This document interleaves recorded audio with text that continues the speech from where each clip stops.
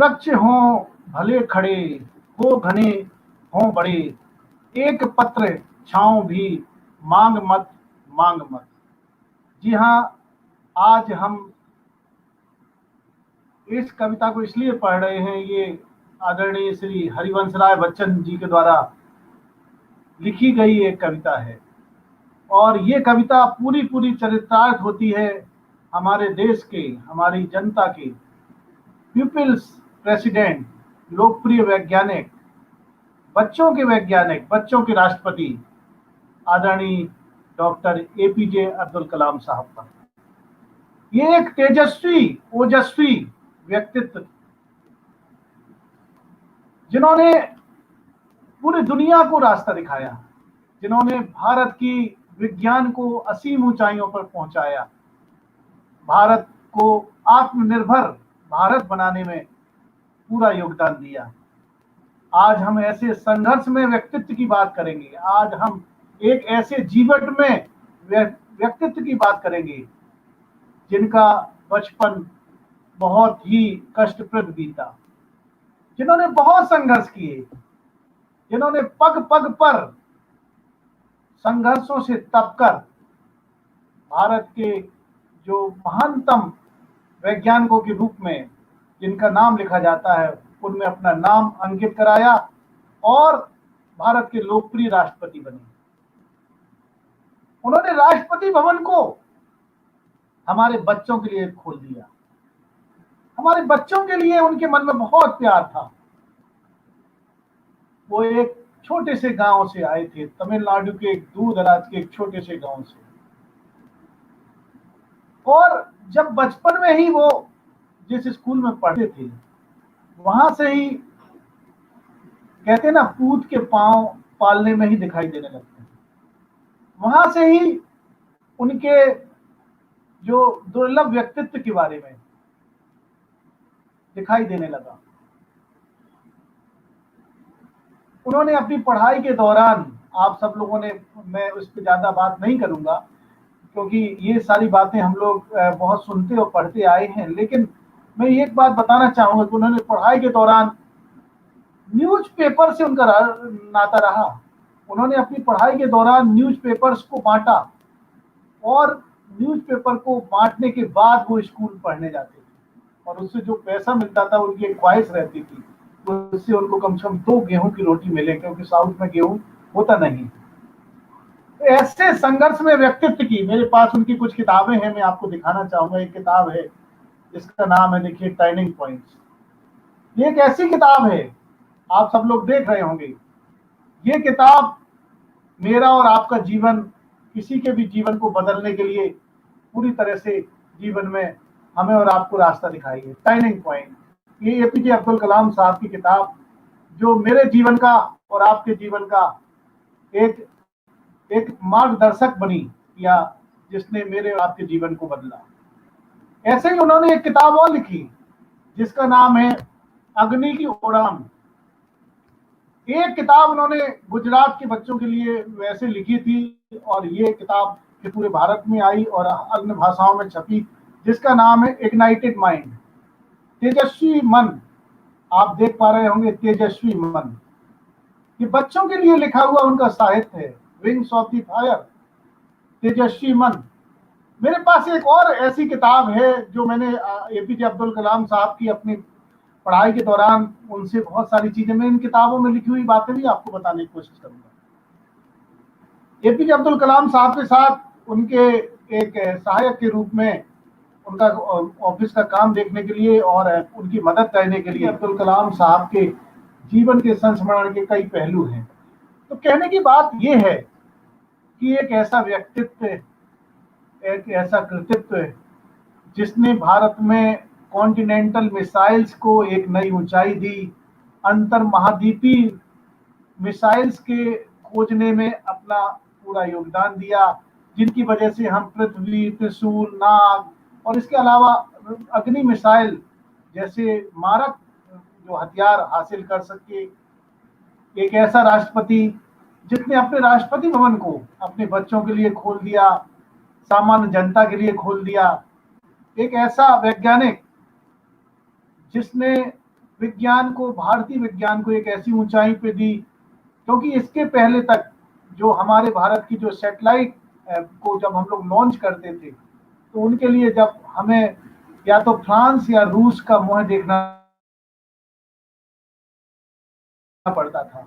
लेकिन एपीजे अब्दुल कलाम साहब के मार्गदर्शन में, निर्देशन में सैटेलाइट लॉन्चिंग पर बहुत ज्यादा बल दिया गया और उन्होंने एक ऐसी टेक्नोलॉजी को स्थापित करने में मदद की, जिसकी वजह से आज हम लोग देख रहे हैं कि ना केवल हम अपने ही सैटेलाइट भेज पा रहे हैं, बल्कि हम दुनिया के एक एलाइट क्लब में, एक एलीट क्लब में शामिल हैं, विशिष्ट क्लब में। और हम दुनिया में ऐसे देश हैं जो एक बार में 100 से ज्यादा भी सैटेलाइट का प्रक्षेपण करने के लिए दुनिया के और देशों के सैटेलाइट के छोड़ने की स्थिति में आ गए। तो ये सब कैसे हुआ? ये सब एक दिन की जर्नी नहीं है, ये एक दिन की जर्नी नहीं है, ये जर्नी है सतत लगातार लगे रहने वाले एक ऐसे व्यक्तित्व की, जिसने भारत की विज्ञान की दशा और दिशा बदल दी। जी हाँ, मैं बात कर रहा हूँ एपीजे अब्दुल कलाम साहब की। और आज आपको बड़ी खुशी हो रही होगी कि हम उनके जन्मदिन पर आज 10 न्यूज की तरफ से आज से अगले 7 दिन तक राष्ट्रीय आविष्कार अभियान के अंतर्गत हम आपसे विज्ञान संबंधी चर्चा करेंगे। अब अभी हम अपने आगे के जो आपसे जो मेरा चर्चा का क्रम चल रहा है, इसमें हम बात करेंगे कि राष्ट्रीय आविष्कार अभियान क्या है और ये कलाम साहब से कैसे जुड़ा था, कलाम साहब के सपनों से कैसे ये जुड़ा हुआ था, कैसे कलाम साहब इस राष्ट्रीय आविष्कार अभियान के बारे में देखते थे, भारत को एक आत्मनिर्भर भारत या आत्मनिर्भर देश को बनाने के लिए सोचते थे। मेरे सामने उनकी कुछ किताबें हैं जिनमें उन्होंने अपने सफर को व्यक्त किया है, लिखा है। और एक किताब है टर्निंग पॉइंट, उसमें उनकी एक कविता है जो उन्होंने उनको अपने देश के लिए बहुत प्यार था, बहुत प्रेम था। उन्होंने अपने देश के लिए लिखा है, ओ मेरे देशवासियों, देने से तुम्हारी काया और मन आनंद से भर जाता है।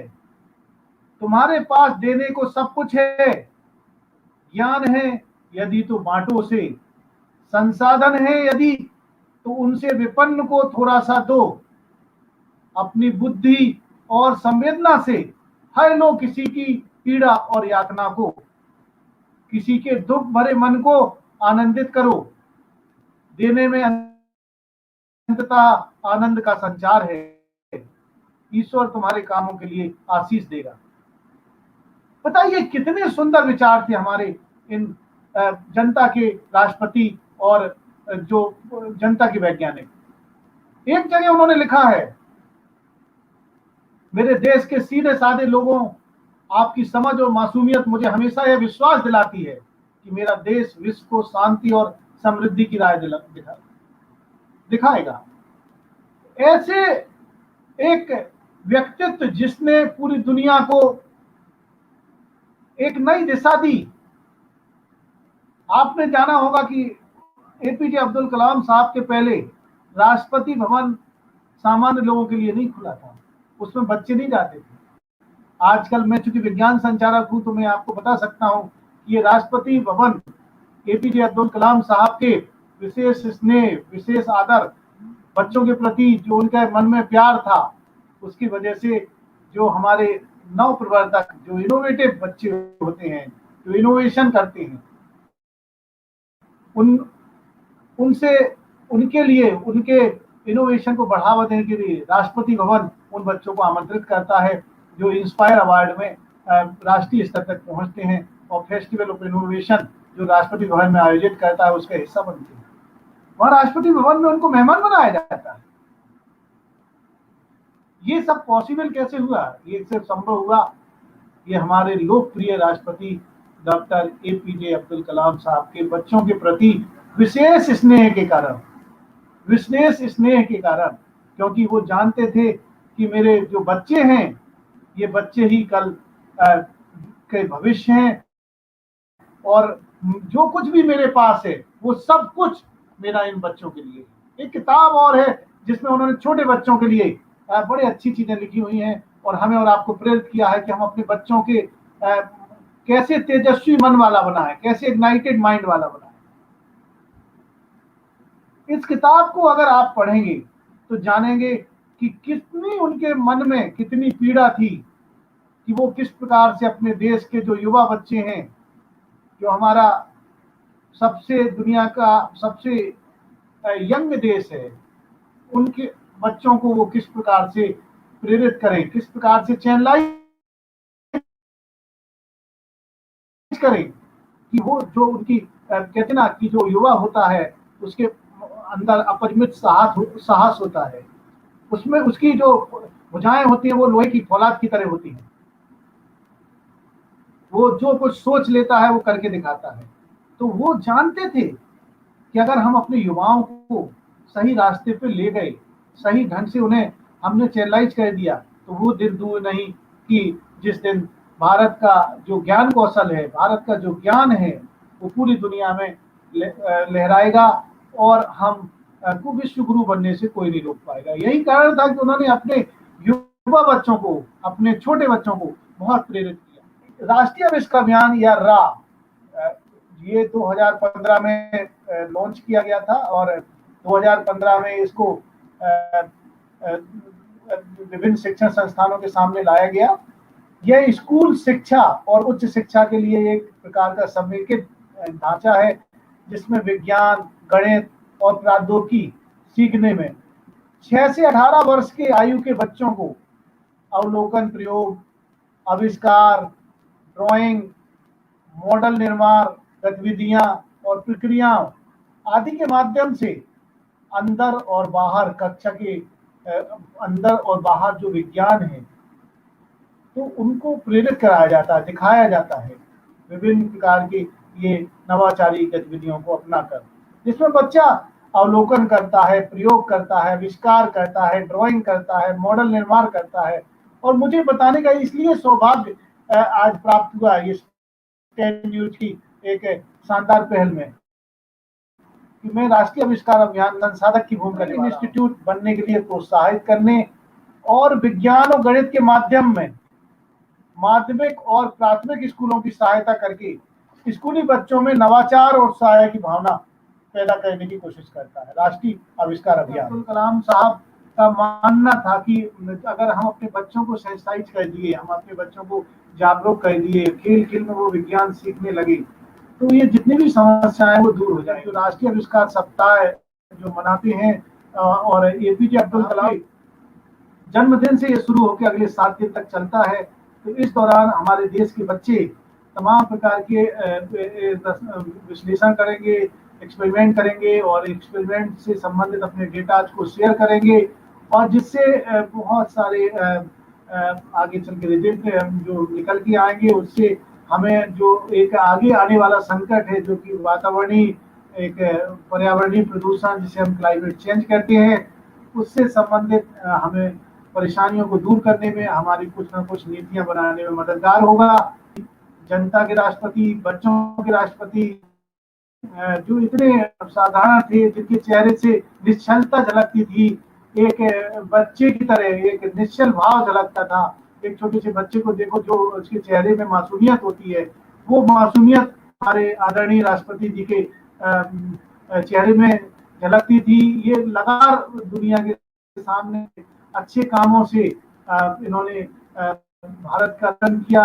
हमारे देश में एक इस प्रकार का इन्होंने पद चिन्ह, कहते ना कई लोग ऐसे होते हैं जो पद चिन्ह बनाते हैं, तो कुछ लोग ऐसे होते हैं जो चिन्हों पे चलते हैं। तो हमारे राष्ट्रपति जी ने ऐसे पद चिन्ह बनाए हैं कि जिन पर चल के हम लोग अगर अनुसरण करेंगे, हमारे जो आने वाले बच्चे, जो हमारे स्कूली बच्चे हैं, अगर उनको प्रेरणा लेंगे तो हम निश्चित ही ऐसे करने में सफल होंगे जो हमारे देश को असीम ऊंचाइयों पर पहुंचाएगा। एपीजे अब्दुल कलाम साहब सदैव चूंकि थे राष्ट्रपति, लेकिन सदैव चाहते थे कि मैं अपने बच्चों के बीच में जाऊं, बच्चों को पढ़ाता रहूं। सदैव वो जब भी मौका मिलता था वो बच्चों को पढ़ाने चले जाते थे। मैं काशी हिंदू विश्वविद्यालय में था जब पीएचडी कर रहा था बीएचयू से, तो मुझे उनका सौभाग्य प्राप्त हुआ और मुझे उनके हाथ से साइन की हुई एक उनका ऑटोग्राफ भी मुझे प्राप्त हुआ और मुझे उन्होंने एक किताब भी दी। तो कहने का है कि वो राष्ट्रपति तो बहुत सारे हमने देखे, लेकिन हमने ऐसे राष्ट्रपति नहीं देखे जो जनता के राष्ट्रपति हों, जो मेरे और आपके से हों, मेरे मिलने को बच्चों, कभी भी कोई भी बच्चा सकता था, ये उनके बात में, और कहीं भी वो पढ़ने चल देते थे। और ये भी कभी भी जहाँ नहीं लेते थे, कभी जो सम्मान में कुछ दिया जाता तो वो कभी लेते नहीं थे। और उनका जीवन बड़ा साधारण जीवन था। जब राष्ट्रपति भवन वो आए, जब राष्ट्रपति बने और शपथ करने के लिए आए, तो एक सामान्य ट्रेन से, जिस ट्रेन से मैं और आप चलते हैं, उस ट्रेन से वो उनके परिवार के एक दो लोग और साधारण ढंग से बिल्कुल आए, आम आदमी की तरह। ये चीजें दिल को छू जाती हैं। उनके पास कुछ भी ऐसा नहीं था कि जो पब्लिक, जो उनके अपनी संपत्ति हो, सब कुछ उन्होंने लोगों में बांट दिया। जैसे कि हमारे इसके पहले भी एक अतुलनीय व्यक्तित्व के राष्ट्रपति हुए हैं, जो, लेकिन कहते हैं कि जो एपीजे अब्दुल कलाम साहब थे, इनके अंदर तो वैज्ञानिक एक दृष्टिकोण था, और एक इनके अंदर मन में पीड़ा थी कि मैं अपने बच्चे कैसे सपने दिखा, कैसे इनको प्रेरित करूं कि ये दिन रात सिर्फ ना केवल सपने देखें, बल्कि आपके वो सपने आपको सोने ना दे, आपको लगातार करें और मेहनत करो और उन सपनों को पूरा करो।